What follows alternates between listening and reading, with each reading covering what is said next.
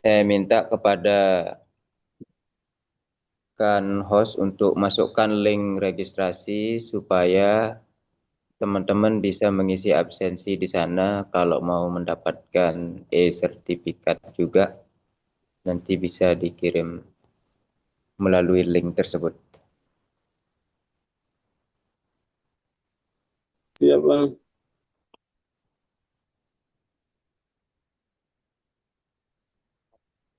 Insya Allah acara kita akan sebentar lagi mulai sembari menunggu Pak Kordip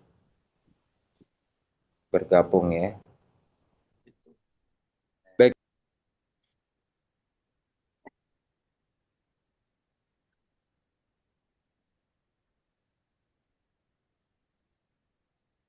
izin Pak Kordip, Bu Kabak. Silakan, silakan. Ya. Bismillahirrahmanirrahim. Assalamualaikum warahmatullahi wabarakatuh. Waalaikumsalam warahmatullahi wabarakatuh. Waalaikumsalam warahmatullahi wabarakatuh. Yang sama-sama kita hormati Bapak narasumber Bang Agus MSI, yang sama-sama kita hormati pimpinan Bawaslu Provinsi Nusa Tenggara Barat. Dalam hal ini hadir Korbit Pencegahan Parmas dan Humas Bapak Hasan Basri, Ibu Kabak, kemudian Bapak Ibu Korbit Bawaslu Kabupaten Kota yang ikut bergabung, rekan-rekan dari berbagai institusi atau berbagai unsur yang ikut bergabung dalam ngabuburit pengawasan kali ini, yang tema kita adalah muhasabah demokrasi dan pembaruan strategi pengawasan pemilu untuk demokrasi yang berintegritas. Sebelum kita ke acara inti, yakni pembahasan yang akan disampaikan oleh narasumber, terlebih dahulu kita ada pembukaan. Sebelumnya, marilah kita sama-sama membuka kegiatan kita pada hari ini dengan kita sama-sama membaca basmalah. Bismillahirrahmanirrahim. Bismillahirrahmanirrahim. Yang selanjutnya, mari kita sama-sama menyanyikan lagu Indonesia Raya dan Mars Bawaslu.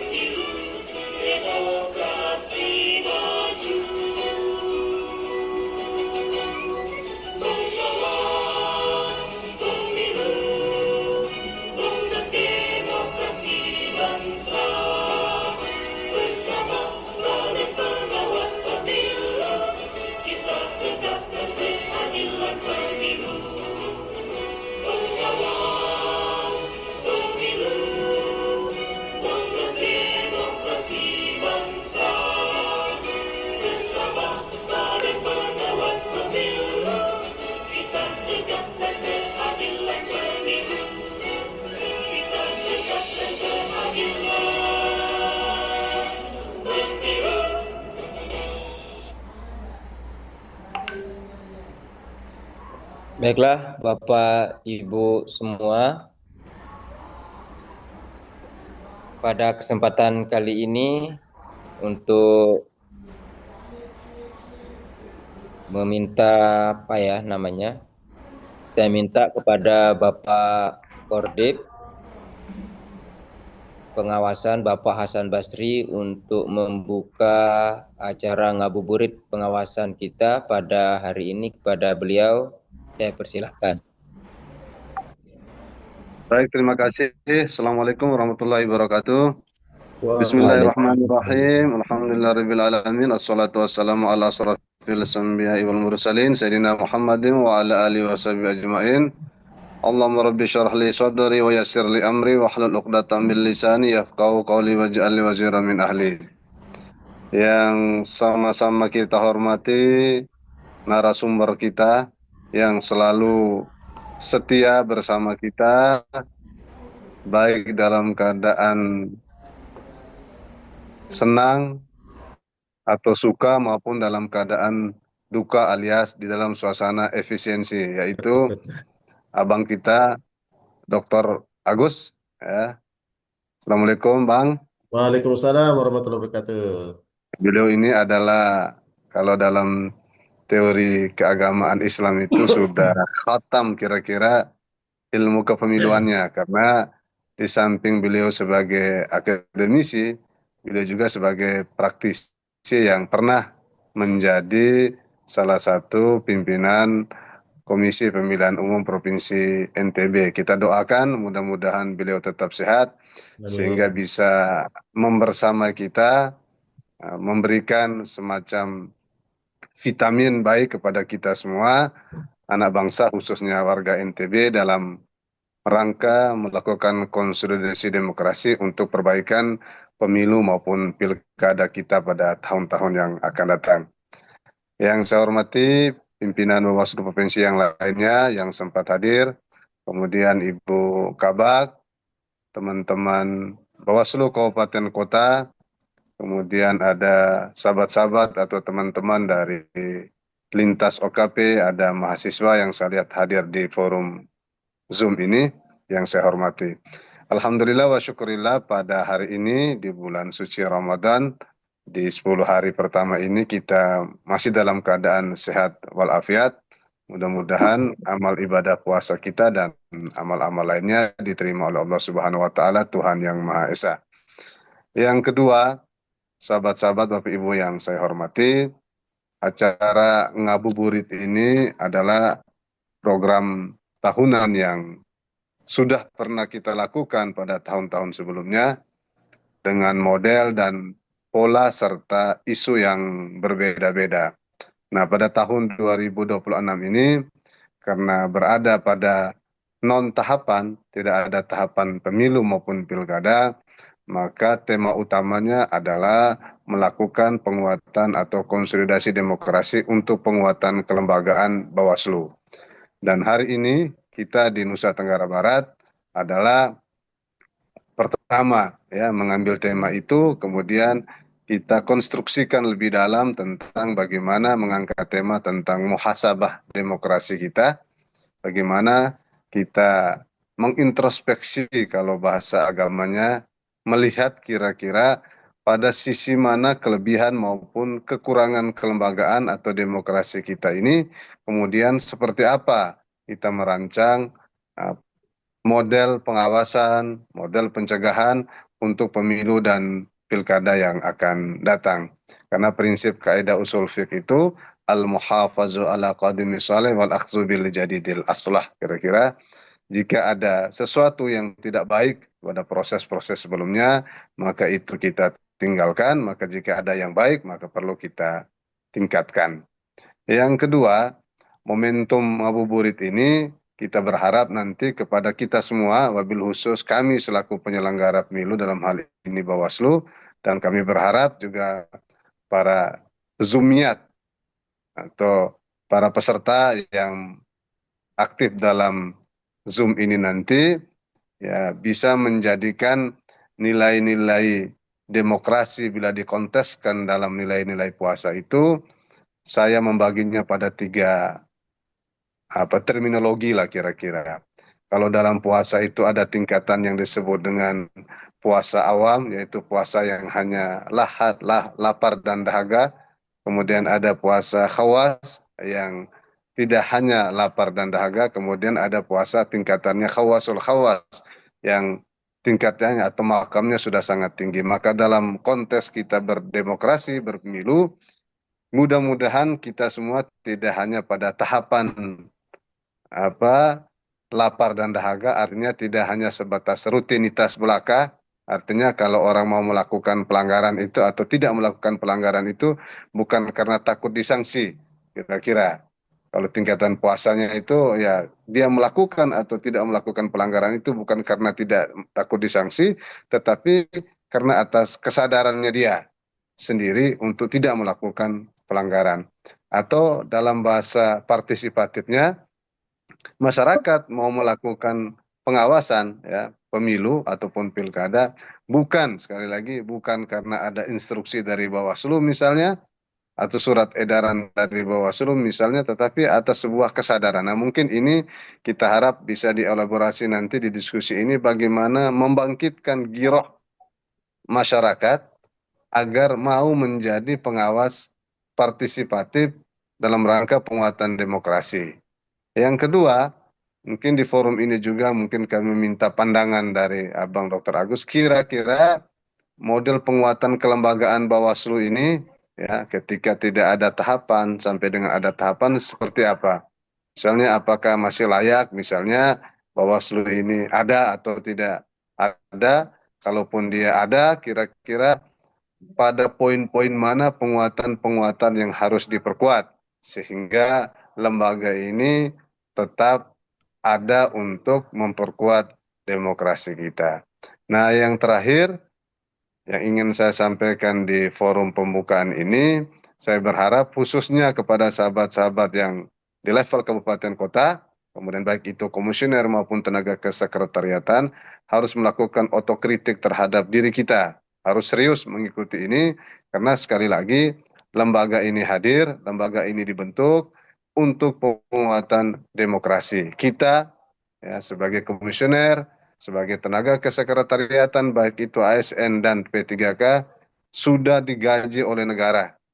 Dalam bahasa sederhananya sudah mendapatkan uang rakyat melalui pajak. Maka bekerjalah dengan sungguh-sungguh, mengikutilah Zoom ini dengan sungguh-sungguh.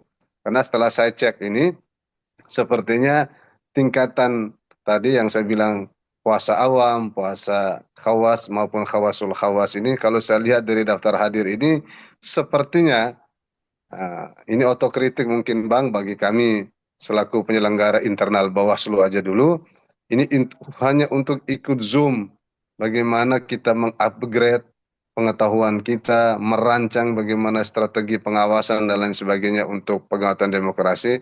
Saya melihat yang internal ini yang hadir itu tidak sampai dengan 20 orang. Ya, padahal jumlah ASN, P3K, dan komisioner yang ada di Bawaslu se-NTB ini kalau disatukan kurang lebih 200 orang. Nah, ini menjadi otokritik bagaimana misalnya lembaga ini mau ada, lembaga ini tetap ada, sementara yang menikmati, kalau komisioner itu namanya uang kehormatan, kalau P3K dan ASN namanya gaji. Bagaimana menerima UK dan menerima gaji, mengikuti Zoom saja agak ugal-ugalan. Bagaimana publik mau percaya tentang kerja dan kinerja lembaga kalau mengikuti Zoom saja masih dalam tanda petik ugal-ugalan. Nah, ini menjadi otokritik kita semua dan kami berharap nanti di forum ini juga Pak Dokter dan sahabat-sahabat atau teman-teman yang ikut dalam Zoom ini bisa memberikan masukan ya kepada kami di Bawaslu kira-kira bagaimana format konsolidasi demokrasi, baik itu penguatan kelembagaannya, strategi pengawasan maupun pencegahannya yang kita harapkan nanti pada saat pemilu dan pilkada yang akan datang, ya akan lebih baik dari pemilu dan pilkada tahun-tahun sebelumnya. Saya pikir itu saja yang bisa saya sampaikan. Sekali lagi terima kasih atas kehadiran khusus kepada senior kita, abang kita, Pak Dr. Agus, atas waktunya.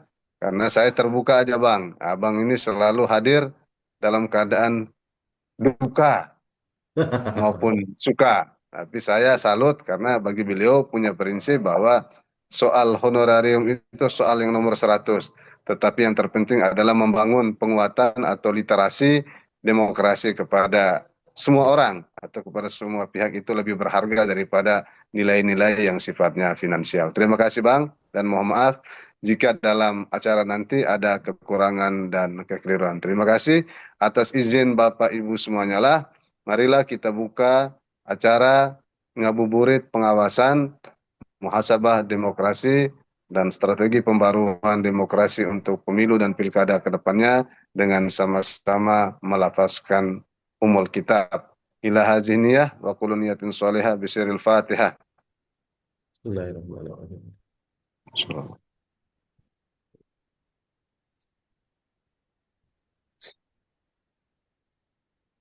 Terima kasih.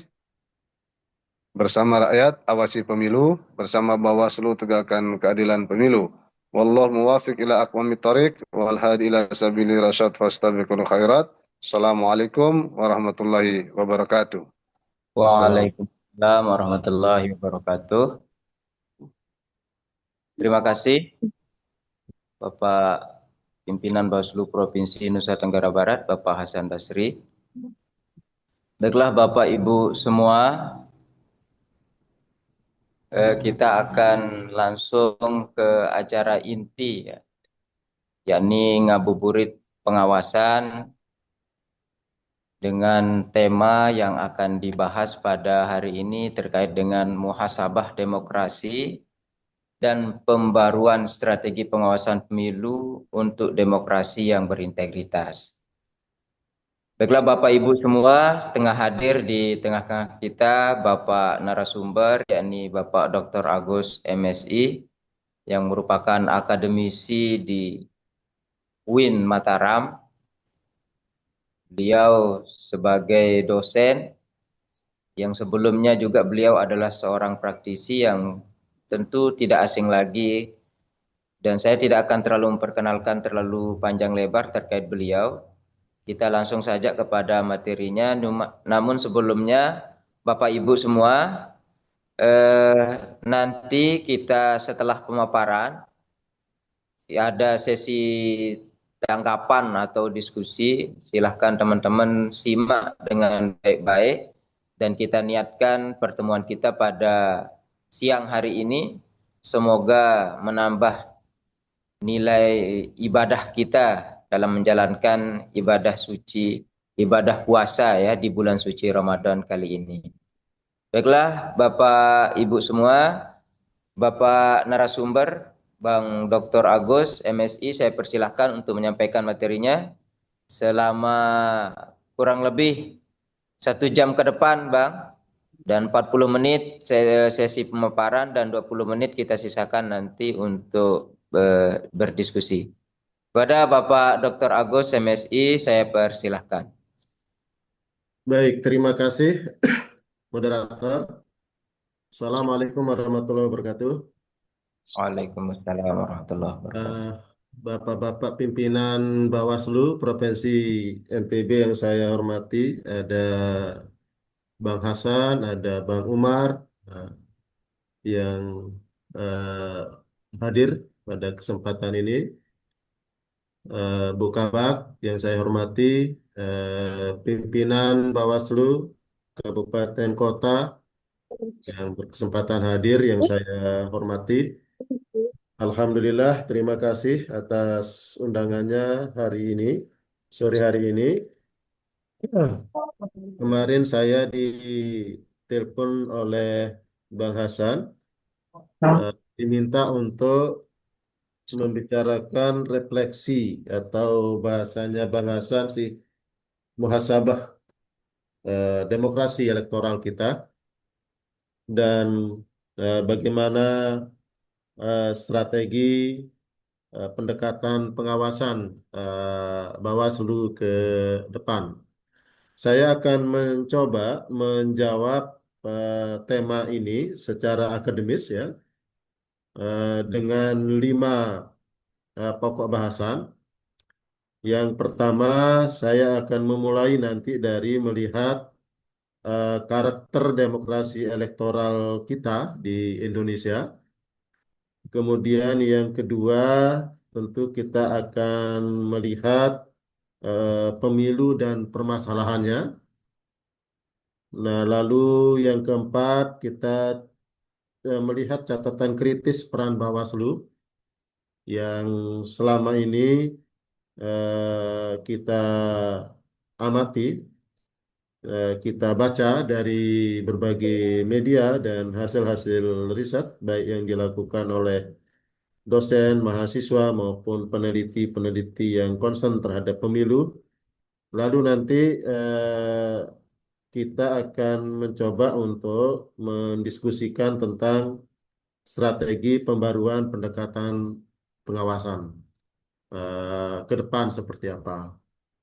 Nah, mudah-mudahan sub pokok bahasan tersebut ini bisa menjawab hajatan dari Bawaslu pada sore hari ini untuk melakukan refleksi atas demokrasi elektoral kita di Indonesia dalam kacamata dan kebutuhan Bawaslu. Bapak dan Ibu, karena itu saya ingin memulai saja dari slide ketiga yang bicara tentang karakter demokrasi elektoral kita. Tentu kalau kita bicara tentang karakter demokrasi elektoral atau demokrasi pemilu kita, itu ada banyak cara yang bisa digunakan untuk melihatnya. Saya ingin melihatnya dari tiga atau empat bagian saja. Yang pertama, Bapak dan Ibu, kalau kita melihat pemilu kita selama ini, khususnya di Indonesia, maka saya menggambarkan bahwa setiap pemilu kita di Indonesia ini selalu ada perbedaan pandangan. Dan demokrasi itu memang ada karena ada perbedaan. Nah, ketika perbedaan itu terjadi secara terus-menerus, maka biasanya perbedaan itu akan berakhir dengan perselisihan antar pihak. Ini tidak bisa dihindari ini.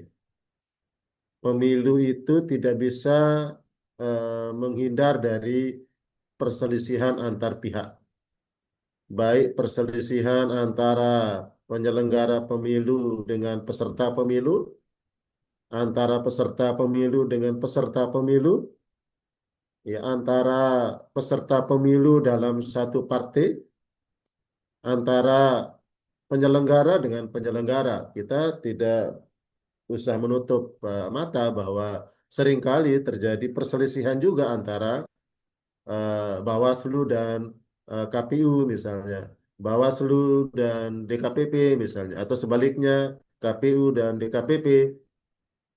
Padahal dalam kerangka hukum penyelenggaraan pemilu kita, tiga lembaga ini adalah sama-sama sebagai penyelenggara pemilu. Tetapi ya itulah karakter sebuah demokrasi elektoral. Selalu ada perbedaan pandangan dan selalu berakhir pada perselisihan antar pihak.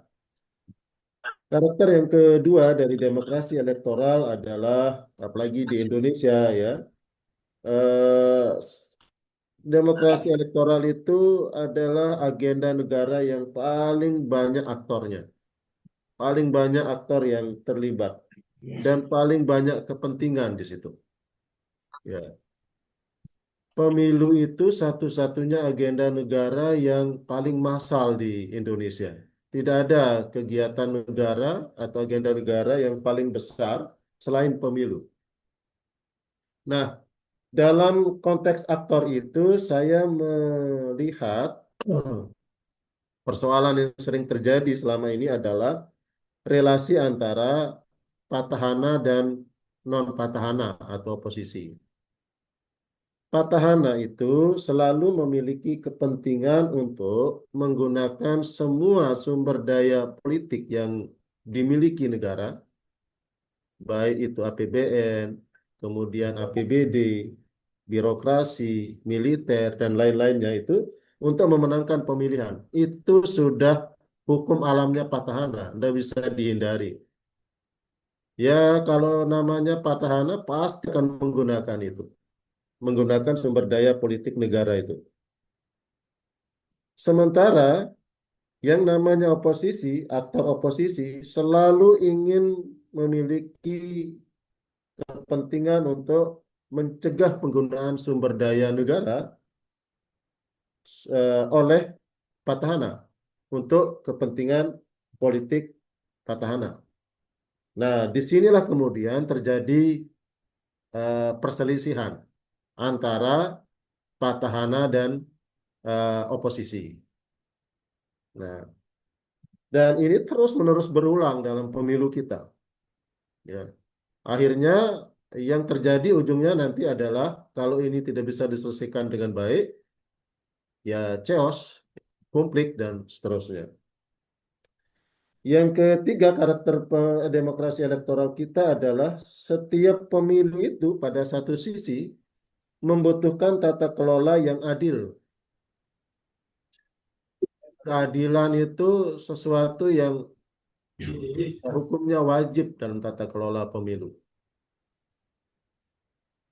Pada saat yang bersamaan, Bapak dan Ibu, teman-teman, tidak semua personil penyelenggara pemilu, apakah itu KPU, apakah itu Bawaslu, bisa otonom dari kompleksitas kepentingan politik tersebut. Betul bahwa konstruksi kelembagaan penyelenggara pemilu dalam regulasi Indonesia ini, dalam konstitusi Indonesia ini adalah independen. Namun, tidak seluruh personil penyelenggara pemilu itu mampu bersikap, berperilaku otonom atau independen di dalam kompleksitas kepentingan politik yang tadi bertarung itu. Nah, ini karakter demokrasi elektoral kita yang saya baca. Kemudian kita lanjut ke yang ketiga, yang kedua, tentang pemilu dan masalahnya. Bapak, Ibu, teman-teman, slide berikutnya mungkin. Eh, kita sudah menyelenggarakan 6 kali pemilu nasional sejak reformasi tahun 1998. Kita sudah punya banyak pengalaman dalam pemilu di era reformasi. Saya ingin mengingatkan kembali karena ini temanya adalah refleksi. Eh, apa namanya ya, semangat yang dibangun tentang demokrasi elektoral di era reformasi ini dulunya adalah tentang kesetaraan, kesamaan, dan kebebasan. Karena itu kemudian kita melakukan amandemen terhadap Undang-Undang Dasar 1945 kita.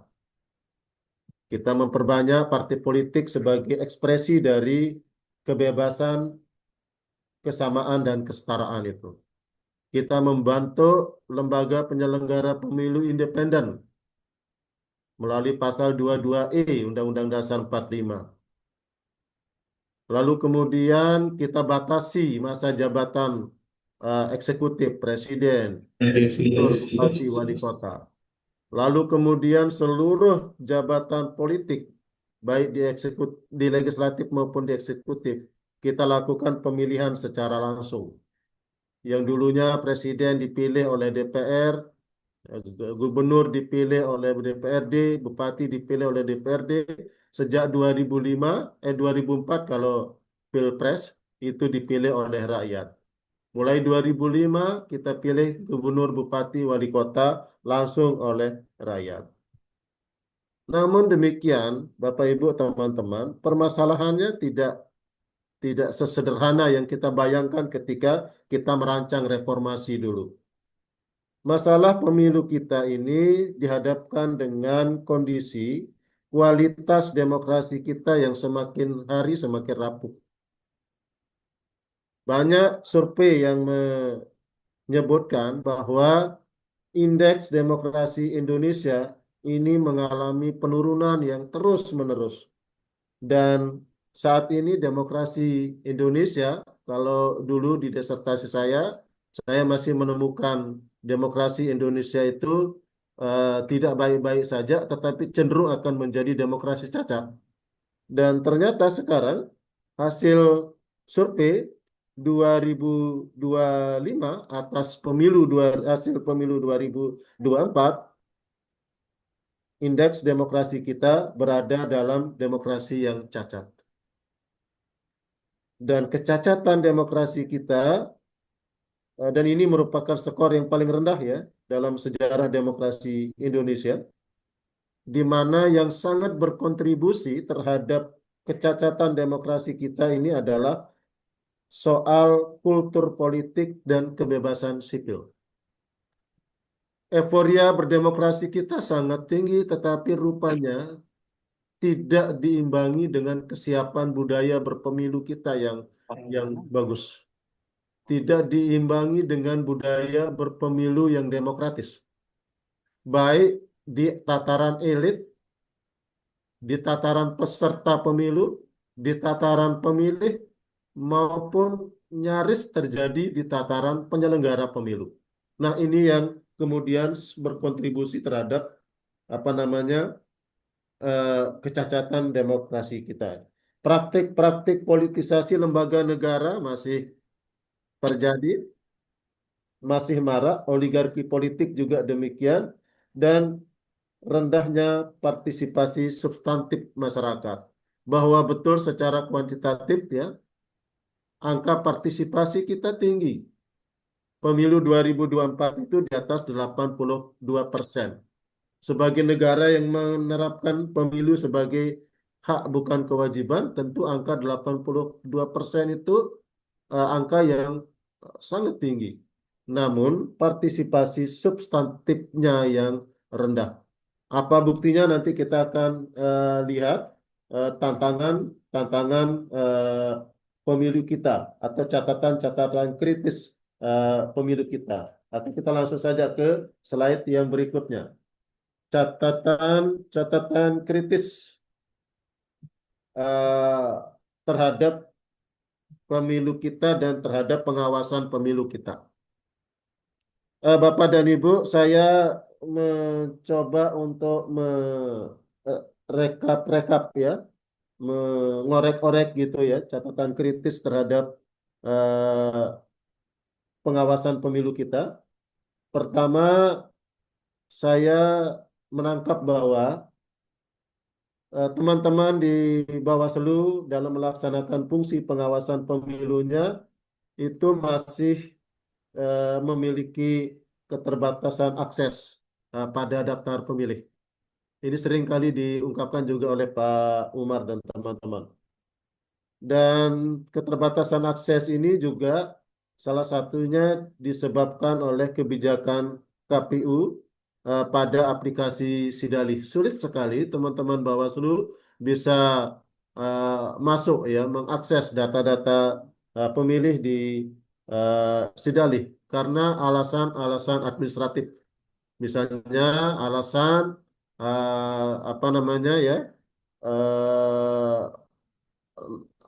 kerahasiaan identitas pemilih. Tetapi ini kemudian berdampak pada kesulitan teman-teman pengawas untuk melakukan fungsi pengawasan pemilunya secara maksimal. Yang kedua, Bapak dan Ibu, teman-teman, memang kelelahan pemilih ya setelah pemilu serentak itu menyebabkan terjadinya penurunan angka partisipasi pemilih pada pilkada yang baru lalu. Nah, saya bersyukur ya dan mudah-mudahan ini bisa kita laksanakan ke depan. Ya, pola serentak pemilu kita ini memang harus kita perbaiki. Sangat capek pemilih itu memilih ya pada tahun yang hampir bersamaan ya, pada tahapan yang hampir saling bersamaan, walaupun hari pemungutan suaranya berbeda tetapi proses pelaksanaannya itu bersamaan. Potensi kecurangan pemilu termasuk ketidakpercayaan terhadap penghitungan suara seperti Sirekap di KPU masih sangat tinggi. Dan ini yang menjadi perdebatan cukup panas di pemilu 2024 ketika peserta pemilu tidak percaya dengan sirekap yang dilakukan oleh eh, KPU. Tentu ketidakpercayaan masyarakat ini akan berimbas pada beban kerja pengawasan pemilu oleh teman-teman Bawaslu. Lalu unsur kultur politik dan kebebasan sipil itu mendapatkan skor yang terendah dalam indeks demokrasi Indonesia kita seperti yang saya sampaikan tadi. Nah, yang menarik Bapak Ibu, dulu ketika awal-awal kita merancang pemilu serentak 2024 ini, lalu kita bersosialisasi pemilu 2024, kita selalu mengatakan kita punya pemilih generasi Z yang luar biasa, dan ini potensi demokrasi elektoral Indonesia. Apa yang terjadi kemudian pada pemilu 2024 kemarin? Ternyata pemilih generasi Z kita itu masih dipengaruhi oleh preferensi pragmatis. Tidak bisa rupanya kita mengharapkan sumber daya pemilih yang bagus dari generasi Z ini. Ternyata justru generasi Z ini yang terjebak pada praktik-praktik pemilu pragmatis seperti politik uang dan seterusnya. Seharusnya dulu kita berharap pemilih generasi Z ini menjadi pemilih yang mempelopori pilihan-pilihan secara ideologis. Ternyata ini tidak tercapai dengan baik. Kemudian ada kerapuhan lembaga dan meningkatnya otoritarianisme elektoral kita. Ya, lembaga-lembaga negara sangat rentan sekali uh, dipengaruhi oleh intervensi politik. Kita sebut saja misalnya bagaimana eh, ketika pemilu sedang berjalan lalu tiba-tiba ada putusan MK yang mengatur tentang apa namanya persyaratan calon wakil presiden misalnya itu sangat merusak, mengganggu sekali konsentrasi teman-teman penyelenggara. Dan juga mengganggu rasa keadilan peserta pemilu. Pemilu serentak ini juga menjadi beban bagi penyelenggara, termasuk bagi Bawaslu. Walaupun korban yang meninggal itu menurun, namun tentu saja ini tetap harus menjadi catatan kita. Nah, berdasarkan catatan kritis ini, maka bagi saya, ya di tengah-tengah apa namanya ya partisipasi masyarakat yang tidak terlalu peduli pada pemilu, maka fungsi Bawaslu itu masih diperlukan untuk menjaga demokrasi yang berintegritas. Banyak yang mengatakan bahwa ngapain kita masih menggunakan Bawaslu? Yang namanya pemilu itu diawasi oleh publik. Nah, bagi saya, karena publik kita, masyarakat kita belum tercerdaskan secara politik, belum memiliki kesadaran kolektif untuk mengawasi pemilu, sementara pelanggaran pemilu terus-menerus terjadi, bahkan cenderung meningkat, maka disitulah Bawaslu secara kelembagaan masih sangat dibutuhkan. Lalu catatan kritis pengawasan kita yang berikutnya adalah slide berikutnya. Bapak Ibu teman-teman, saya kira juga teman-teman merasakan sekali bagaimana pengawasan pemilu kita dihadapkan dengan kendala teknis, kendala keterbatasan akses, termasuk kendala koordinasi antar lembaga. Sulit sekali membangun koordinasi yang baik antara KPU dan Bawaslu misalnya. Bawaslu dengan kepolisian, Bawaslu dengan lembaga-lembaga yudikatif, peradilan dan seterusnya. Ya, termasuk bagaimana koordinasi Bawaslu dengan Dinas Dukcapil dalam pengawasan data pemilih. Ini masih sulit sekali terbangun. Yang kedua, praktik politik uang ini masih menjadi masalah kronis di Indonesia. Bahkan cenderung bertambah. Ya, tidak hanya politik uang, tetapi vote buying. Ada transaksi yang dilakukan secara terbuka oleh kandidat, oleh tim kampanye kepada pemilih. Bahkan, nah ini yang menjadi kekecewaan saya sebetulnya adalah generasi Z justru menjadi pelaku dari praktik vote buying tersebut. Nah, yang berikutnya catatan kritis saya terhadap pengawasan pemilu adalah wewenang yang diberikan oleh undang-undang kepada Bawaslu ini juga masih terbatas. Ya, wewenang yang diberikan kepada Bawaslu masih terbatas. Tugas yang diberikan banyak, tetapi wewenang yang diberikan sedikit atau terbatas. Ini yang menjadi kendala yang tidak mudah bagi teman-teman Bawaslu. Sehingga ketika banyak kasus-kasus ya pemilu seperti pelanggaran netralitas ASN misalnya, lalu ke politik uang yang tidak selesai, publik itu selalu menyalahkan Bawaslu. Sementara Bawaslu itu memiliki keterbatasan kewenangan yang diberikan oleh undang-undang. Kemudian kesadaran hukum masyarakat untuk menjadi pengawas partisipatif itu rendah. Bahkan Bawaslu saya lihat sudah banyak melakukan inovasi. Ada program dulu itu apa? Pengawasan partisipatif. Ada macam-macam itu. Di KPU juga demikian, ada relawan demokrasi dan seterusnya. Namun itu kemudian tidak atau belum efektif dalam membangun kesadaran pengawasan partisipatif oleh masyarakat. Nah, ini adalah catatan-catatan kritis yang saya kira menjadi refleksi kita bersama dalam melihat bagaimana fenomena demokrasi elektoral kita di Indonesia. Nah, terakhir kemudian adalah bagaimana strategi pembaruan pendekatan pengawasan yang kita bisa tawarkan. Saya menawarkan, next, berikutnya, slide-nya. Saya menawarkan strategi pembaruan pendekatan pengawasan itu dalam dua bagian. Satu adalah strategi jangka pendek, dua adalah strategi jangka panjang. Strategi jangka pendeknya itu adalah satu, misalnya perlu ada penguatan pengawasan partisipatif dan digital. Tidak lagi kita banyak melatih apa namanya ya dulu ya pendidikan apa namanya itu ya. Ya saya juga sering dilibatkan oleh Bawaslu jadi narasumber itu. Pendidikan pengawasan partisipatif, Bang. Pendidikan pengawasan partisipatif. Kita perlu bergeser ke pengawasan partisipatif yang berbasis digital, ya. Eh, Lalu yang kedua, misalnya kita perlu meningkatkan transparansi dan akuntabilitas terhadap kerja kita.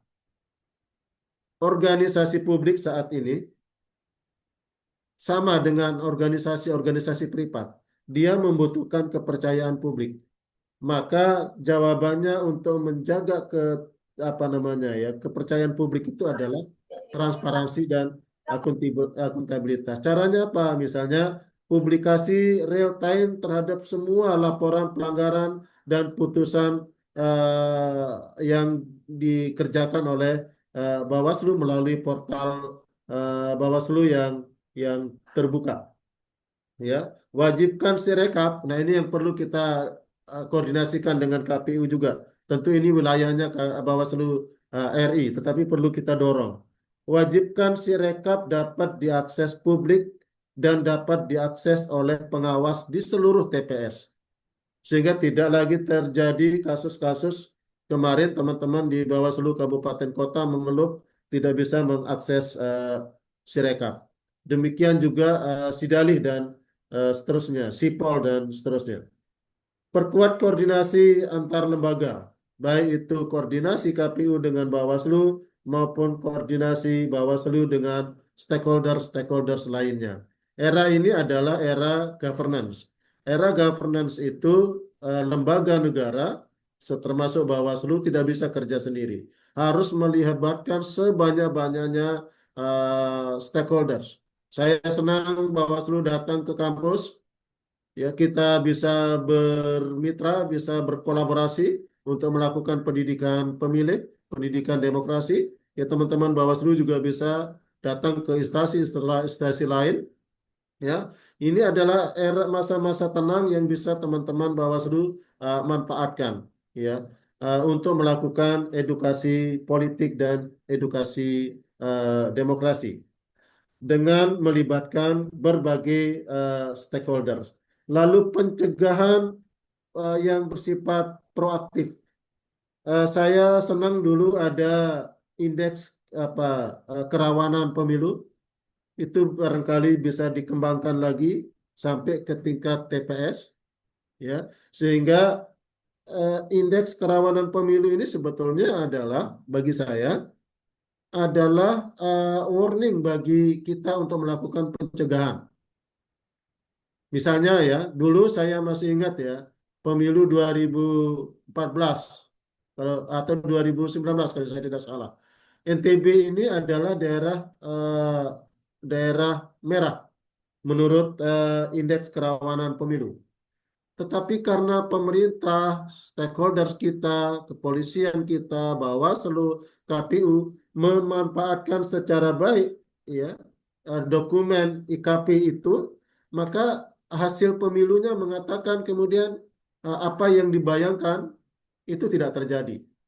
Nah, ini saya kira kalau dalam ilmu tata kelola pemilu ini disebut sebagai apa namanya manajemen resiko. Jadi pencegahan dini sebelum ada kejadian. Itulah sebetulnya fungsi dari apa namanya IKP itu. Sosialisasi yang masif terhadap anti politik uang, termasuk kepada generasi Z tadi, kepada mahasiswa, kepada siswa-siswi kita. Ya, kalau misalnya sekarang di perguruan tinggi itu ada istilah guru besar masuk sekolah, ya saya kira juga Bawaslu juga komisioner masuk sekolah gitu, itu juga penting. Komisioner masuk kampus itu juga penting. Termasuk internalisasi, sosialisasi yang mendalam terhadap netralitas ASN dan seterusnya. Nah, ini yang jangka pendek, tetapi saya kira juga perlu jangka panjang. Yang jangka panjang ini ada beberapa bagian yang saya tawarkan. Pertama, saya ingin melihat ada penguatan kewenangan penindakan yang dilakukan oleh Bawaslu. Bawaslu ini diberikan tugas yang banyak, tetapi kewenangan penindakannya yang terbatas. Netralitas ASN misalnya, Bawaslu tidak punya kewenangan melakukan penindakan. Ya demikian juga dengan misalnya laporan kampanye yang tidak valid. Dari dulu saya selalu mendorong ya pengawas apa namanya audit dana kampanye itu sebetulnya dipindahkan saja di Bawaslu, bukan di KPU. Kenapa? Karena salah satu fungsi pengawasan pemilu oleh Bawaslu itu adalah mengawasi politik uang. Nah, bagaimana efektivitas pengawasan politik uang itu kalau kemudian audit dana kampanyenya itu ada di KPU. Hal-hal seperti ini perlu didorong dalam revisi undang-undang pemilu kita. Saya sepakat undang-undang pemilu ini kita revisi, tetapi pos direvisinya adalah revisi yang memperkuat demokrasi elektoral kita. Nah, saya sepakat itu undang-undang pilkada direvisi, tetapi bukan mengembalikan pilkada ke DPRD. Yang saya sepakat adalah kita perbaiki tata kelolanya dalam revisi undang-undang pemilu maupun pilkada itu, termasuk penguatan fungsi Bawaslu. Yang kedua, peningkatan kapasitas SDM dan anggaran. Ya, mumpung ini masih masa-masa tenggang, menjawab kegelisahan Bang Hasan tadi, apa yang dilakukan dalam masa-masa tenggang ini? Yang pertama menurut saya adalah Bawaslu harus menambah core bisnisnya. Apa core bisnis yang perlu ditambah? Bukan hanya mengawasi tahapan pemilu, tetapi juga melakukan pendidikan demokrasi dan literasi demokrasi. Setelah itu, KPU juga, Bawaslu juga harus menambah penguatan kapasitas SDM-nya, baik SDM komisionernya maupun SDM stafnya. Karena kalau staf ini sudah bagus, pegawai kita sudah bagus, maka siapapun jadi komisioner itu akan mudah kerjanya kalau didukung oleh apa ya, supporting manajemen dari staf yang berkualitas. Maka pengembangan SDM ini perlu terus dilakukan. Dan yang ketiga adalah budaya organisasi. Internalisasikan nilai-nilai dan prinsip-prinsip pengawasan pemilu yang baik kepada seluruh jajaran Bawaslu, kabupaten kota, ya. Nah, termasuk ASN yang ada di Bawaslu harus mendapatkan internalisasi nilai-nilai dan prinsip-prinsip pengawasan sehingga itu akan menjadi budaya kerja organisasi Bawaslu. Yang ketiga, saya dalam jangka panjang ini juga perlu mengajukan reformasi regulasi dan teknologi kepada Bawaslu untuk memperkuat kewenangan yang dimiliki oleh Bawaslu, termasuk bagaimana memperkecil tumpang tindih kewenangan dan tugas antara Bawaslu dan KPU. Tadi catatan saya masih ada tumpang tindih sebetulnya pada audit dan apa namanya ya, eh, ya audit dana kampanye gitu ya. Dan audit dana kampanye itu harus diletakkan sebagai bagian dari fungsi pengawasan, bukan bagian dari administrasi pemilu. Kekeliruan kita, audit dana kampanye itu kita letakkan sebagai administrasi pemilu, sehingga ditaruh di kewenangan KPU. Ya, harusnya audit dana kampanye itu diletakkan sebagai bagian dari kerja pengawasan eh, pemilu. Kemudian perlindungan independensi apa ya? Perlindungan independensi penyelenggara pemilu ini sangat penting ya. Yang saya maksud di sini ya, dengan segala hormat, bukan berarti saya mengecilkan peran DKPP, tetapi banyak teman-teman penyelenggara pemilu, ya termasuk Bawaslu, itu tidak tenang bekerja ketika mereka dihadapkan dengan eh, kode etik. Ya, yang paling ditakuti oleh penyelenggara pemilu itu adalah kode etik. Ya, kalau pelanggaran hukum masih bisa ber berapa berkelit gitu. Tapi DKPP ini menyangkut nyawa dan masa depan anggota, sehingga memang perlu diberikan apa namanya ya, eh, apa dirubah undang apa direvisi undang-undang pemilu kita yang berkaitan dengan bagaimana mekanisme pemberhentian penyelenggara pemilu yang tidak serampangan dan hanya bisa dilakukan pemberhentian itu dengan alasan-alasan yang objektif gitu ya. Kerjasama dengan lembaga anti korupsi ya seperti KPK juga sangat penting dalam kasus politik uang yang sudah sistemik ini. Lalu yang kelima ini adalah penguatan partisipasi masyarakat sipil. Jadi eh, jadikan pengawasan partisipatif ini sebagai hak konstitusional warga negara. Misalnya bisa saja melalui, kalau tidak bisa diangkat dalam revisi Undang-Undang Pemilu, ya diperkuat di peraturan Bawaslu. Sekali lagi, strategi jangka panjang ini tentu ini adalah wilayah Bawaslu, tetapi perlu kita wacanakan dari bawah, yaitu dari teman-teman di eh, daerah. Saya kira itu Bapak dan Ibu karena waktu yang terbatas yang diberikan. Sebenarnya masih ada satu slide ya tentang internalisasi prinsip-prinsip pengawasan dan penanganan perselisihan pemilu. Tapi saya kira nanti bisa kita diskusikan lebih lanjut. Saya senang kalau kita lebih banyak diskusi. Terima kasih. Saya kembalikan ke moderator. Baik, terima kasih Bapak pemateri. Baiklah Bapak Ibu semua, tadi sudah dijelaskan oleh pemateri apa terkait pembahasan kita, yakni muhasabah demokrasi dalam rangka ngabuburit pengawasan kali ini. Dari pembahasan tadi banyak sekali koreksi, baik itu koreksi terhadap lembaga Bawaslu, kerjaan-kerjaan Bawaslu dan kerjaan-kerjaan penyelenggara pemilu lainnya. Di samping itu juga banyak solusi-solusi yang diberikan oleh Bapak narasumber sebagaimana yang dipaparkan tadi.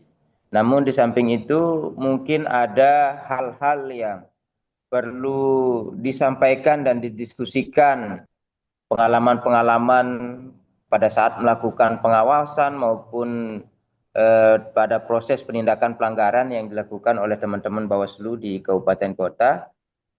Atau mungkin ada peserta luar di sini yang mau bertanya, yang mau menggali lebih dalam terkait apa saja sebenarnya yang harus dilakukan oleh Bawaslu.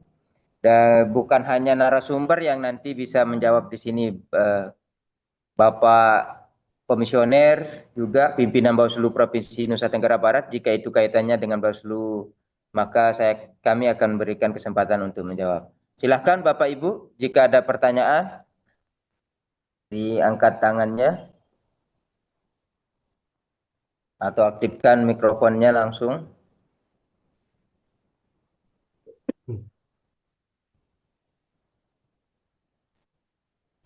Mizan. Siapa? Mizan Kolbi. Nizan. Silahkan bisa langsung, Nizan. Baik, terima kasih. Assalamualaikum warahmatullahi wabarakatuh. Waalaikumsalam warahmatullahi wabarakatuh. Assalamualaikum warahmatullahi wabarakatuh. Bisa aktifkan kameranya, Pak Nizan. Nizan.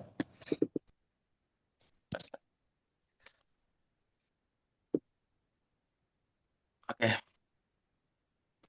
Sebelumnya terima kasih untuk pemateri pada sore hari ini Pak Agus atas penjelasannya terkait dengan pemateri kita tadi. Tadi ada sedikit disinggung terkait dengan peran generasi muda tadi, satu slide yang menarik tadi tentang pengaruh preferensi pragmatis dengan iming-iming bantuan sosial daripada visi ideologis. Sebagai seorang generasi Gen Z ya yang ikut pertama kali dalam pemilihan tahun ini, kami melihat bahwa kami ini masih kurang terhadap contoh ataupun teladan dalam pemilihan, di mana kita tahu bersama kurangnya pendidikan dalam pemilihan itu tuh masih terjadi itu. Jadi sehingga apa sih yang seharusnya dilakukan dalam hal ini oleh pengawas pemilu, Bawaslu ataupun KPU untuk memberikan contoh nyata semacam kebijakan untuk bisalah kami sebagai generasi muda untuk bisa aktif dalam ikut partisipasi dalam pengawasan pemilu ini. Karena dalam pemilu tahun 2024 saja itu banyak sekali kecatatan yang terjadi dan kita mungkin akui itu bersama. Kalau kita meminjam istilah yang dikatakan oleh Daniel Ziblatt dan juga Stephen Levitsky dalam bukunya How to Democracy, bagaimana matinya demokrasi, mungkin kita kaitkan dengan keadaan demokrasi di Indonesia, mungkin sekarang sudah terjadi apa yang katakan oleh dua guru besar dalam ilmu politik tersebut, sehingga kemudian menjadi pertanyaan yang menarik itu adalah apa yang dilakukan oleh kami sebagai generasi muda dalam hal partisipasi dalam demokrasi kita untuk kedepannya, terlebih nanti untuk menyongsong pemilu tahun 2029 ini. Terima kasih. Wassalamualaikum warahmatullahi wabarakatuh. Waalaikumsalam warahmatullahi wabarakatuh. Terima kasih Pak Mizan. Selanjutnya mungkin ada yang mau bertanya atau menanggapi juga, silahkan.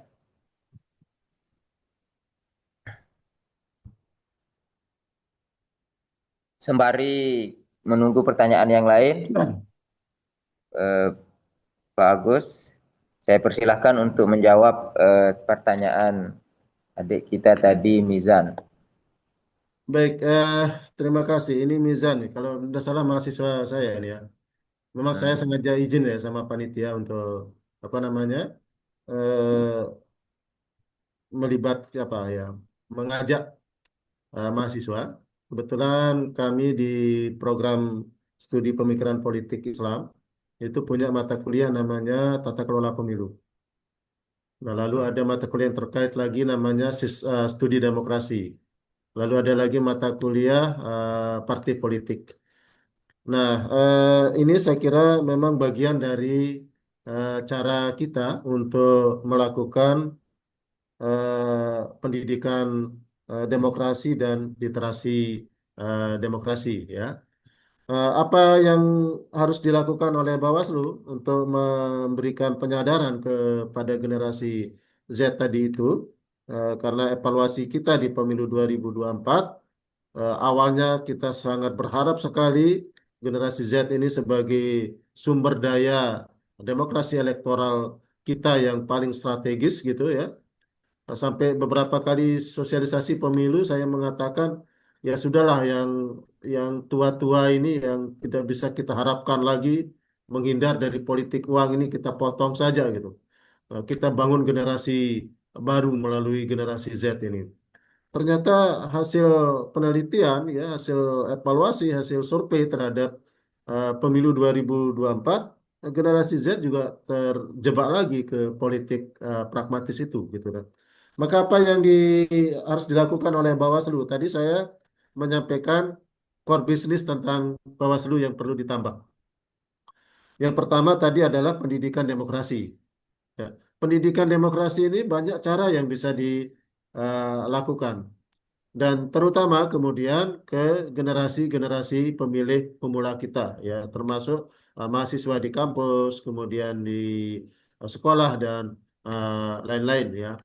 Eh, Dulu kita sering mewacanakan misalnya tentang apa ya kurikulum yang apa eh, memasukkan tata kelola pemilu atau demokrasi di kurikulum perguruan tinggi. Nah, ini penting juga. KPK saya lihat keliling terus ke perguruan tinggi untuk memasukkan apa namanya apa ya anti korupsi ya, gerakan anti korupsi menjadi kurikulum perguruan tinggi.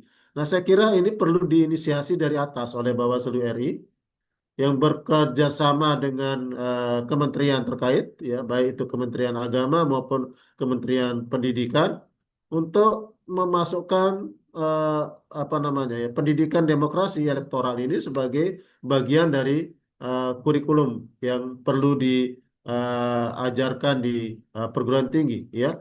Ya, ya secara kebetulan saja kalau Mas Mizan tadi ini karena ngambil jurusan pemikiran politik Islam, tetapi prodi-prodi lain kan tidak ada sentuhan tentang apa namanya ya pendidikan demokrasi dan pendidikan pemilu itu.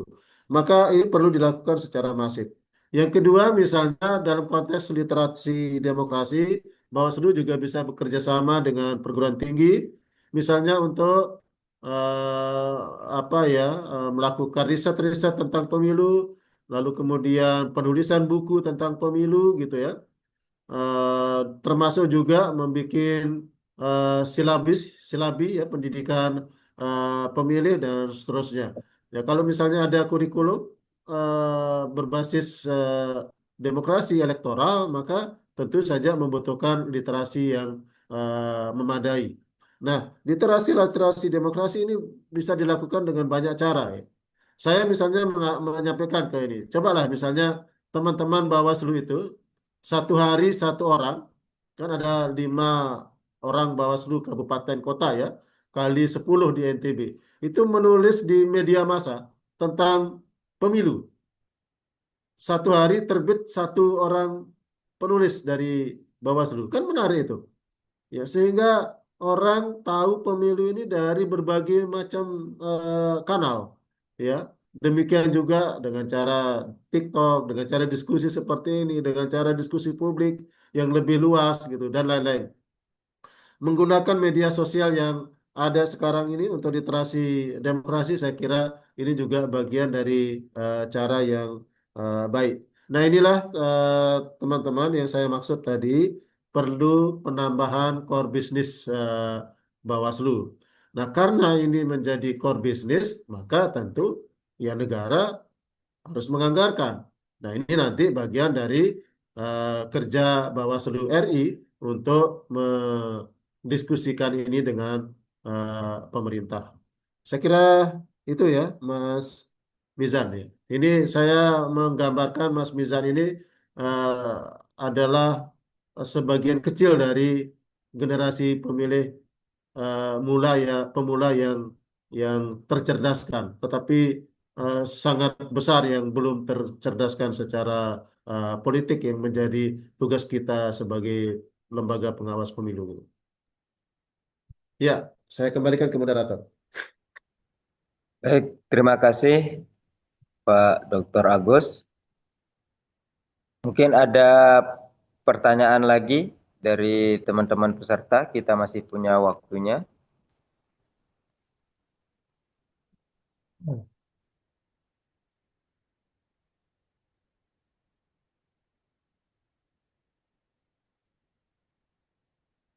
Kalau tidak ada, saya persilahkan pada pimpinan Bawaslu Provinsi Nusa Tenggara Barat untuk menanggapi pertanyaan yang tadi.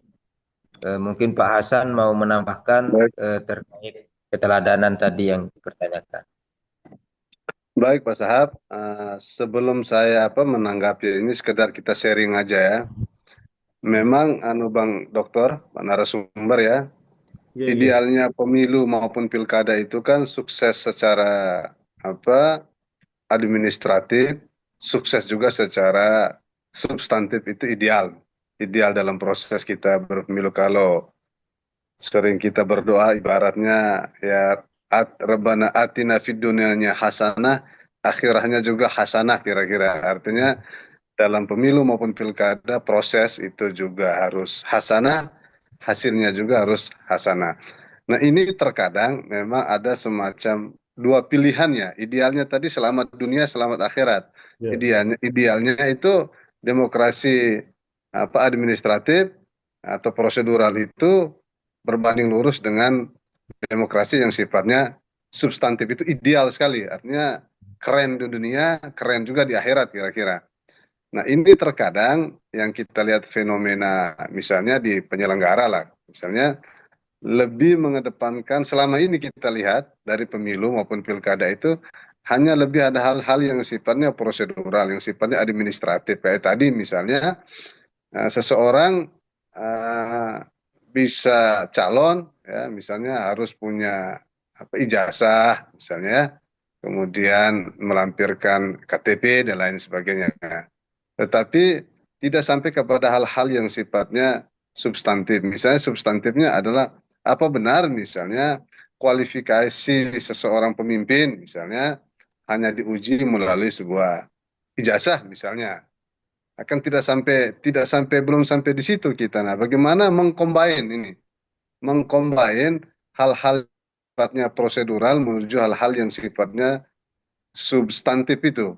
Karena kan membangun demokrasi ini tidak hanya diletakkan pada penyelenggara misalnya atau kepada voter saja, tetapi penting juga kepada peserta pemilu atau peserta pilkadanya. Karena modus pelanggaran pemilu kan dari tahun ke tahun, saya pikir bentuk bukan modus ya, bentuknya itu sama aja. Misalnya soal netralitas ASN, netralitas penyelenggara, money politik, polis sara, itu bentuk-bentuknya seperti itu. Cuma modusnya aja yang beda, caranya aja yang semakin canggih. Misalnya kalau politik uang dulu misalnya bagi uang cash, sekarang mungkin lewat transfer dan lain sebagainya. Nah, saya pikir kira-kira bagaimana mengcombine ini kan, minimal di level penyelenggara pemilu lah, mensukseskan demokrasi yang sifatnya prosedural tadi dan demokrasi yang sifatnya substantif gitu.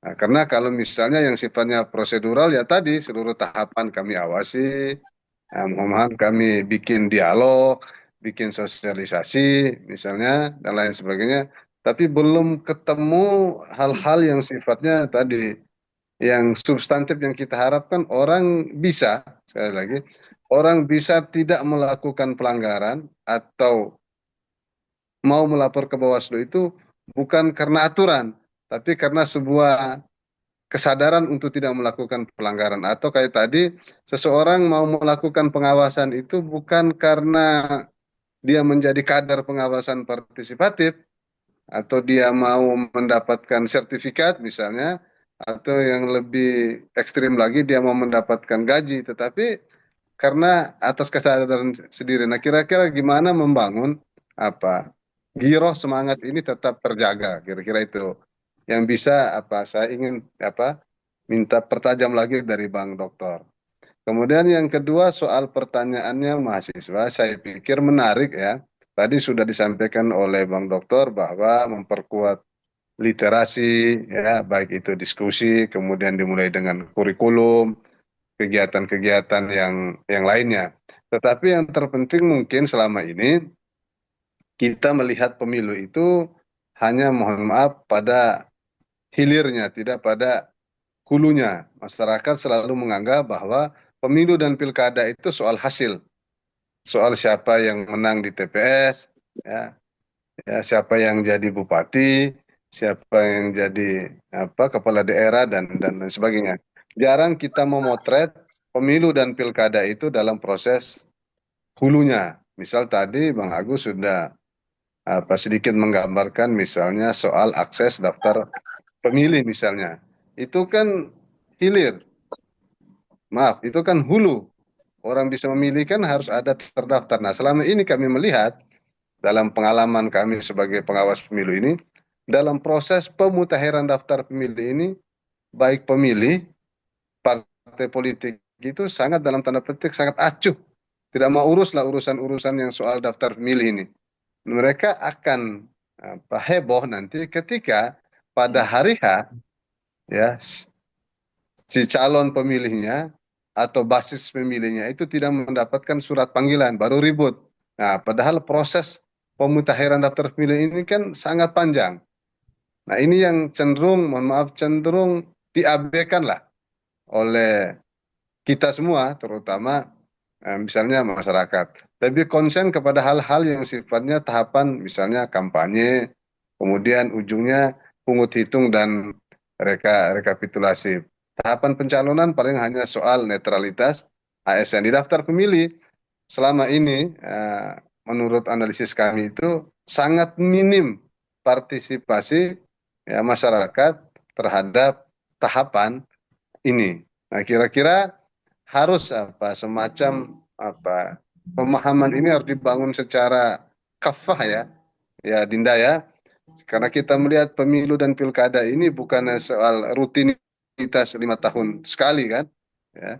Tetapi ini menjadi semacam sebuah nilai value, bahkan harus menjadi sebuah habit yang tidak ditanam pada saat pemilu dan pilkada itu, tetapi dimulai dari kehidupan kita sehari-hari. Kita mengevaluasi misalnya soal pilkada kan kita hanya soal memilih orang. Tapi ketika pasca kita memilih pemimpin, kira-kira apa yang bisa kita lakukan? Misalnya, saya bisa gambarkan tren politik uang yang terjadi saya nggak usah jauh-jauh dulu kebetulan saya pernah di Kota Mataram. Politik uang itu terjadi itu salah satunya itu karena soal perilaku elit. Ya, misal, atau dan perilaku pemilih. Misalnya, saya sudah memberikan Anda uang, ngapain saya harus datangi lagi? Ngapain saya ngasih pokir, misalnya, ngapain saya kasih program, kan sudah saya bayar, dan lain sebagainya. Nah, ini terkadang kita, misalnya, masih pada level tadi, proses pemilu dan pilkadanya, yang sifatnya prosedural tadi. Hal-hal yang sifat substantif itu belum kita dalami. Tapi sekali lagi terima kasih masukannya bahwa kami di Bawaslu dalam rangka memperkuat literasi itu kami banyak program. Nanti misalnya adik-adik yang Gen Z ini pasti rata-rata sudah punya handphone Android. Pasti rata-rata sudah punya media sosial ya. Nah, kami itu semua media sosial kami punya itu ada ya, dari alirannya Facebook ya, Twitter ya, Instagram Ria. Nah, itu punya kita semuanya di Bawaslu NTM maupun Bawaslu Republik Indonesia. Disitulah nanti kita bisa berinteraksi atau mungkin secara konkret kalau adik-adik misalnya ada komunitasnya ya entah 5 orang, 10 orang misalnya ada komunitas diskusinya, enggak apa-apa. Kami diundang ya, Bawaslu Provinsi maupun Bawaslu Kabupaten Kota untuk mengisi ya di forum-forum diskusinya adik-adik dan insya Allah free ya. Pak dosennya aja, narasumbernya aja free memberikan pengetahuan kepada Bawaslu, maka kali ini Bawaslu misalnya kepada adik-adik mahasiswa ini bisa bikin small study club tentang demokrasi, tentang pemilu, tentang apa aja. tentang pilkada dan lain sebagainya, bisa mengundang kami sebagai pemantik atau narasumber, sehingga sekali lagi budaya-budaya literasi, budaya-budaya diskusi demokrasi itu tidak hanya dilaksanakan sekali lagi pada saat pemilu dan pilkada saja, tapi harus dilakukan secara sustainable. Kalau bahasa agamanya itu harus dilakukan secara istiqomah. Saya pikir itu dari saya. Terima kasih. Terima kasih Pak Kordip. Nah, mungkin perlu ditanggapi Bang Agus terkait apa yang disampaikan oleh Pak Kordip tadi itu.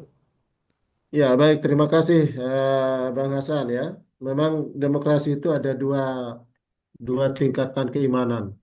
Keimanan demokrasi paling rendah itu adalah prosedural, demokrasi prosedural. Dan ini yang kita bangun eh, dari pemilu 99, harapannya ya, pemilu 2024 itu kita sudah naik kelas ke demokrasi substantif. Namun rupanya belum mampu kita capai dengan Nah, maksimal. Nah, apa yang dimaksud dengan demokrasi substantif tentu adalah proses penyelenggaraan pemilu yang berbasis pada nilai-nilai demokrasi. Kalau demokrasi prosedural ya kita menyelenggarakan pemilu itu hanya sampai sebatas menyelenggarakan prosedur-prosedurnya saja gitu. Nah, lalu apa yang dibutuhkan? Kalau kita bicara tentang pengawasan pemilu menuju demokrasi substantif, menurut saya yang dibutuhkan adalah inovasi pengawasan. Apa bentuk inovasi pengawasan yang bisa mendongkrak apa namanya nilai substansi demokrasi dalam pengawasan itu? Pertama, saya tawarkan adalah pengawasan pemilu yang berbasis pada riset. Minimal berbasis pada hasil survei. Dan ini sudah mulai digaungkan di eksekutif ya, di dalam mendesain kebijakan-kebijakan publik ya. Saya sering mengatakan di teman-teman Pemda itu ada 3 tingkatan iman pengambil kebijakan itu. Pertama namanya eh, apa namanya itu ya, eh, kebijakan berbasis data ya. Eh, yang kedua kebijakan berbasis riset. Yang ketiga, kebijakan berbasis ilmu pengetahuan. Nah, kalau ini kita eh, cangkok gitu ya dalam pengawasan pemilu, maka saya ingin mengatakan juga, ya, iman terendah dari pengawasan pemilu itu adalah pengawasan pemilu yang berbasis eh, riset, ya, bukan berbasis asumsi. Apa yang kita butuhkan dari riset itu adalah untuk memetakan, ya, memberikan kita peta jalan terhadap eh, apa masalah ya praktik pemilu kita pada masing-masing tahapan itu. Lalu siapa yang melakukan kesalahan di situ? Siapa yang melakukan pelanggaran? Polanya bagaimana? Ya. Nah, ini perlu dipetakan dulu sehingga pengawasan kita itu menjadi lebih efektif, lebih tepat sasaran. Dan seterusnya. Ini yang saya maksud dengan pengawasan berbasis riset. Yang kedua, pengawasan berbasis digital. Ya, ini untuk menangkap ya perkembangan teknologi informasi ini dan menangkap apa namanya kebutuhan generasi milenial. Maka kita juga perlu mendorong pengawasan yang berbasis digital. Lalu yang ketiga adalah pengawasan berbasis segmentasi. Ya, silakan nanti kita rumuskan bersama. Ya, bagaimana mendesain pengawasan berbasis segmentasi. Bagaimana mendesain pengawasan berbasis riset.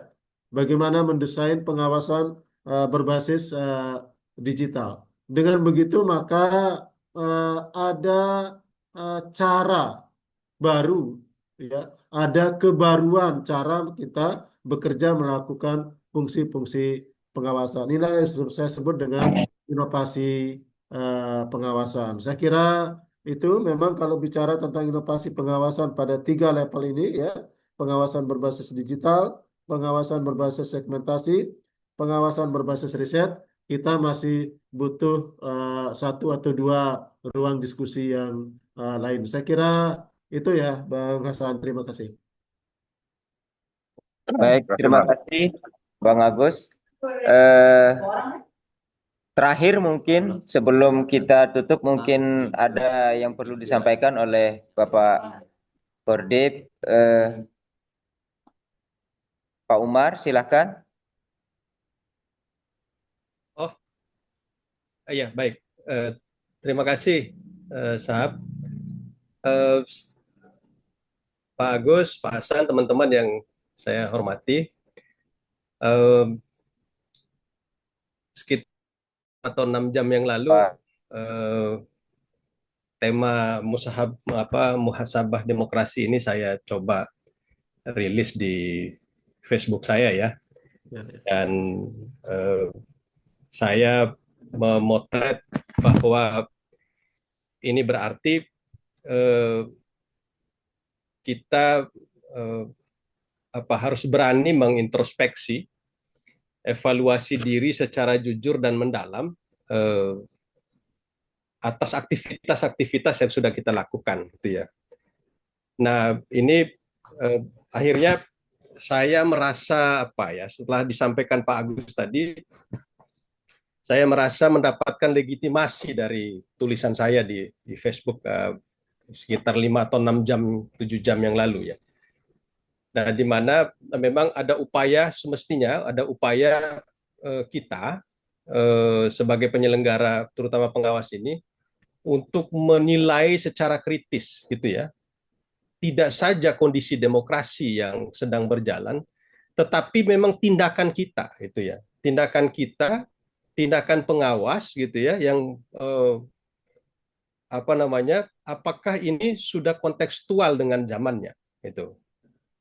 Apakah memang jangan-jangan yang kita lakukan itu adalah masih jauh lebih atau tidak dapat mengejar kecepatan dari pelanggaran, model pelanggaran gitu ya. Pengawasan yang kita lakukan, penindakan yang kita lakukan itu tidak dapat mengejar pelanggaran yang sudah terjadi gitu ya, atau yang kerap kali muncul pada saat pemilu. Ada praktik politik uang, penyalahgunaan kekuasaan, lemahnya saya kira ada lemah menegakkan hukum di situ, ada apatisme publik. Nah, semua itu saya mencoba menggali dari ini dari satu pengalaman dan mencoba mendekatkan teknologi dalam tadi sekali lagi saya mendapatkan legitimasi, benar-benar mendapatkan legitimasi apa yang sudah saya tulis di Facebook saya 5 atau 6 jam yang lalu itu. Betapa Pak Agus mencoba untuk menyampaikan bahwa pentingnya ada teknologi pada soal pengawasan. Kami benar-benar mengakui itu. Nah, kita bisa membayangkan Pak Agus saat kita melakukan pengawasan pemilu itu, KPU misalnya, KPU itu menggunakan teknologi, dalam hal ini seluruh aktivitasnya itu disandarkan pada sistem informasi, gitu ya. Sidalih misalnya, Silon, dan sisi yang lainnya, gitu ya. Sementara pengawas itu datang dengan sistem yang sangat manual, mencatat, gitu ya. Katakanlah pada saat pencalonan, dia datang melihat dokumen pencalonan yang ada di dalam silon, gitu ya. Jadi pengawas itu tidak dapat menilai apakah dokumen yang diajukan itu lengkap, benar dan absah, gitu. Nggak dapat dinilai, gitu. Karena apa? Cara mengawasinya adalah manual, gitu ya. Belum lagi orang yang bisa masuk di dalam situ terbatas dan pengetahuannya tidak cukup. Orang yang bisa masuk dalam ruang pengawasan pencalonan di KPU itu. Nah, ini kan problem. Nah, saya setuju dengan tadi itu. Saya mengusulkan memang dalam tulisan itu bahwa ketika KPU melakukannya dengan sistem informasi, teknologi berupa sistem informasi, maka pengawasan juga harus melakukannya dengan sistem sistem sistem pengawasan gitu ya, sistem pengawasan berbasis teknologi gitu ya. Misalnya kalau pencalonan dicune-inkan dengan sistem pengawasan kita misalnya, dicune-inkan, maka kita bisa menilai dokumen apa yang diajukan oleh calon, baik itu calon eksekutif maupun calon legislatif, berapa banyak, seberapa lengkap, seberapa absah dokumen yang diajukan. Nah, sementara kita itu kan tidak punya itu. Itu problem dari aspek itu. Nah, di semua apa namanya? Mulai dari pendaftaran pemilih, pencalonan, kampanye, dana kampanye, apa namanya? Pungut hitung, rekapitulasi gitu ya. Tidak bisa diakses sedemikian cepat oleh ini. Jadi mesti ada, saya setuju tadi, memang mesti ada kesepahaman kesepahaman secara nasional barangkali ya untuk apa namanya sistem ini, negara membuat dua sistem gitu. Mungkin ini bisa, ya saya setuju sekali lagi untuk satu atau dua pertemuan lagi untuk membicarakan soal ini, terutama pada sistem pengawasan yang langsung bisa dinilai oleh masyarakat bahwa sesungguhnya pengawasan yang dilakukan oleh pengawas pemilu itu akurat gitu dan benar, itu bisa dipertanggungjawabkan. Kita bisa ambil satu contoh yang paling nyata hari ini, betapa sistem pengawasan itu masih sangat manual, tidak dapat mengejar sistem informasi yang dilakukan oleh KPU dan pelanggaran yang sudah terjadi gitu. Di Lombok Tengah itu, Pak Agus, saya kira Bapak juga mendengar ada anggota DPRD yang mencalonkan diri menjadi anggota DPRD dan terpilih menggunakan ijazah palsu. Menggunakan ijazah palsu. Ya kenapa begitu? Seharusnya kan sudah diketahui oleh Bawaslu ijazahnya. Kenapa begitu ya? Karena kita tidak dapat masuk ke dalam sistem yang dibuat oleh KPU gitu. Harusnya sistem itu melawan sistem, itu pikiran dasarnya. Jadi kalau pengawasan itu menggunakan sistem, maka dokumen apa yang diajukan itu juga masuk ke dalam sistem Bawaslu sehingga dia bisa dilihat gitu ya. Bisa dilihat dilihat ke jumlahnya karena dia harus lengkap kan? Lengkap, benar dan absah, itu tiga hal itu paling kurang yang harus dilihat. Nah, belum lagi calon PAW-nya adalah sarjana ekonomi tamatan Muhammadiyah Mataram. Di Muhammadiyah Mataram tidak ada fakultas ekonomi. Nah, ini kan problem-problem yang saya kira kalau masih seperti ini sistemnya, kita akan terbelakang gitu ya. Kita tidak akan sampai pada bisa mengawasi secara substansi. Dan keadilan substansi saya kira akan susah kita dapat itu kalau seperti itu. Nah, jadi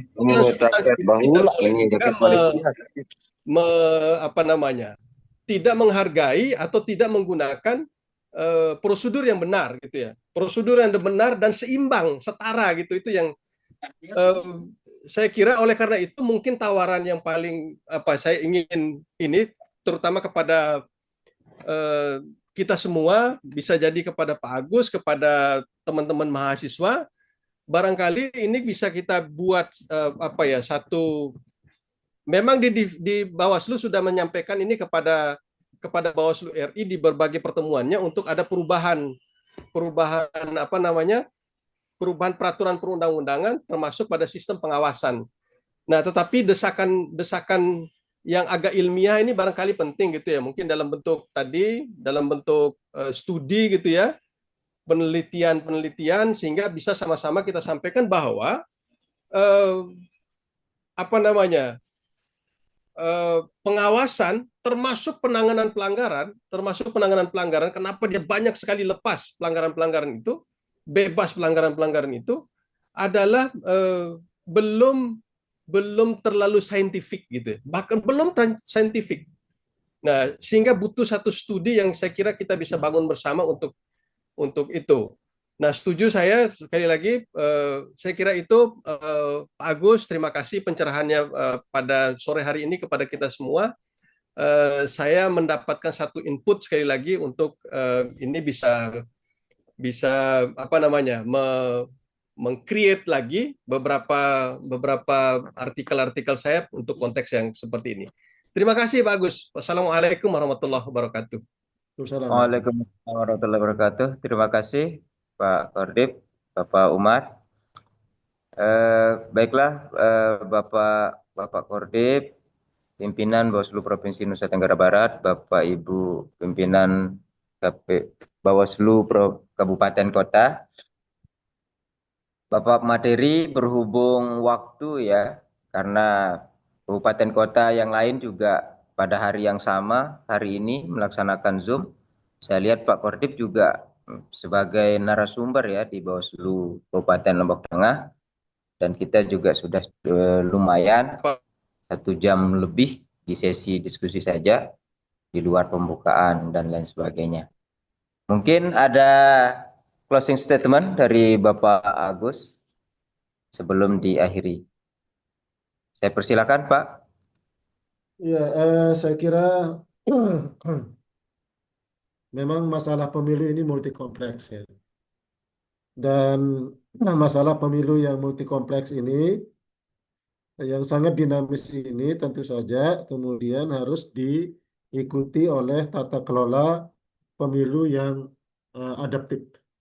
Nah, tata kelola pemilu yang adaptif saat ini yang saya yakini adalah tata kelola pemilu yang berbasis pada sistem informasi.